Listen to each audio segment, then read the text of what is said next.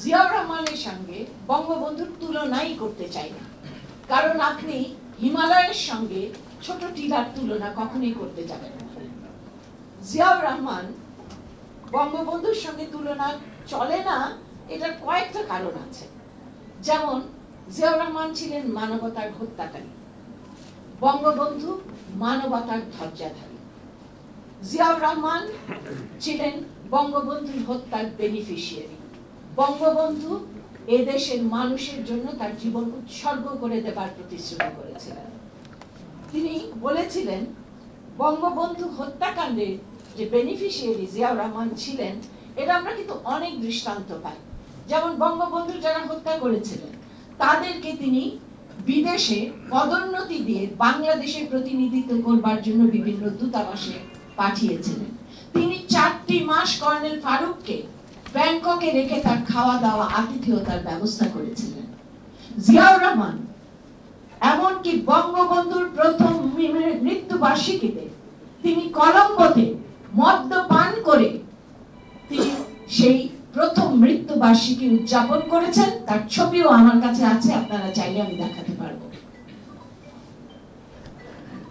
বঙ্গবন্ধুর হত্যাকাণ্ডের পর আমরা কোন দিকে চলেছিলাম? ডন পত্রিকায় সেই সময় লেখা হয়েছিল যে আমরা পেছন দিকে হাঁটছি, পাকিস্তানের পথে চলছি। আসলে এটাই ছিল বঙ্গবন্ধুকে হত্যার উদ্দেশ্য।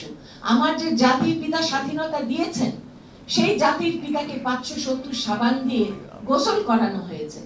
আমার যে জাতির পিতা আমাদের আত্মপরিচয় দিয়েছেন, তাকে তার বিতরণ করা রিলিফের কাপড় দিয়ে কবর দেওয়া হয়েছে। এর চেয়ে বড় লজ্জা এই দেশের জন্য, এই জাতির জন্য আর হতে পারে না। তারপরে আমরা কি করলাম? সংবিধানের সমস্ত বিধান জিয়াউর রহমান ছিন্ন বিচ্ছিন্ন করলেন। আইনের শাসনকে তিনি বৃদ্ধাঙ্গুলি দেখালেন। একজন আইনজীবী হিসেবে বলছি, আইনে কিন্তু বলা আছে আইনের দৃষ্টিতে সকলেই সমান, সকলেই আইনের সমান আশ্রয় লাভের অধিকারী। আইনে, সংবিধানে বলা আছে, এবং সংবিধানেও বলা আছে হিন্দু, মুসলমান, বৌদ্ধ, খ্রিস্টান কারো ক্ষেত্রে আইনের প্রয়োগের ক্ষেত্রে কোনো ব্যত্যয় ঘটানো যাবে না।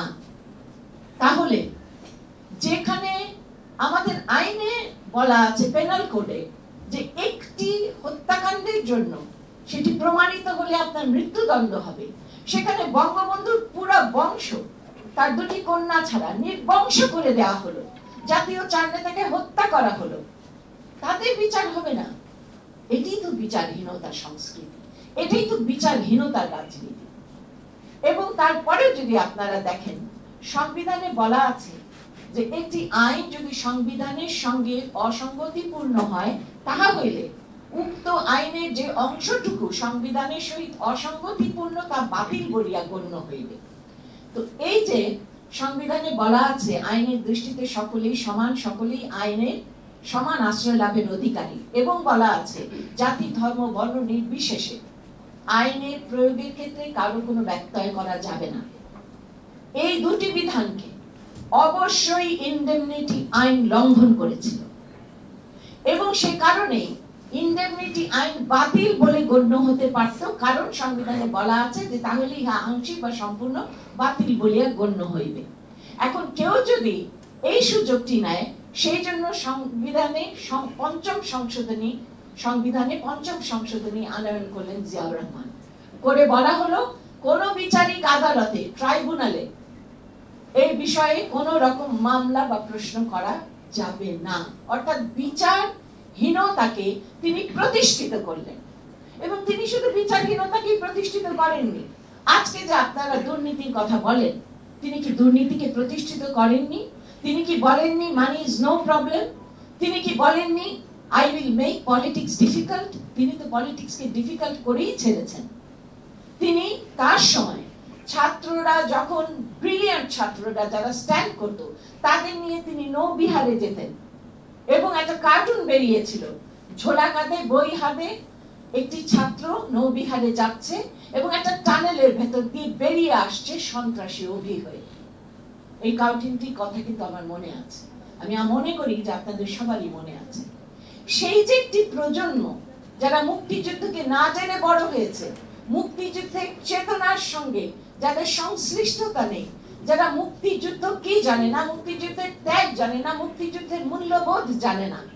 এই যে শূন্য, একটা ভ্যাকিউম, এটাকে আমরা বারমুডা ট্রায়াঙ্গলের যেমন একটা ভ্যাকিউম আছে, একটা মাধ্যাকর্ষণ শক্তি আছে নিচের দিকে টানে, অনেকটা সেরকম একটা ভ্যাকিউম কিন্তু তৈরি করে গিয়েছিল জিয়াউর রহমান। সেই ভ্যাকিউমটা আমাদের পূরণ করতে হবে। আর যদি সেই ভ্যাকিউমটা আমরা পূরণ করতে না পারি, তাহলে এরকম আমাদের স্লোগান শুনতে হবে, যে স্লোগানটা আমি এই মুহূর্তে মুখে উচ্চারণ করব না, কারণ এই মুখে এই স্লোগানটি উচ্চারণ করতেও আমার সমস্যা হয়, কারণ আমি মুক্তিযুদ্ধের মূল্যবোধকে ধারণ করি।